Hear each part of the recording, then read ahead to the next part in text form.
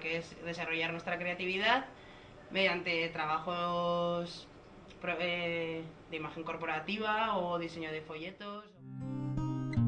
Después de terminar el ciclo de diseño, es conveniente hacer el ciclo de producción, ya que así se ve todo el proceso desde que empezamos la creación del diseño hasta que termina en el acabado del taller de impresión. Lo que se busca es que los alumnos conozcamos lo que es ya la industria de lo que es el ámbito de artes gráficas, así familiarizarnos con las máquinas y con los problemas que estos puedan darnos.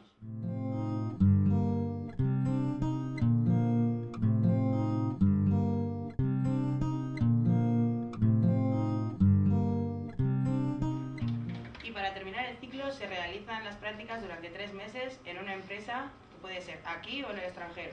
Yo personalmente me dieron una beca y pude realizarlas en el extranjero durante 3 meses, una experiencia realmente fascinante y que se la aconsejo a todo el mundo.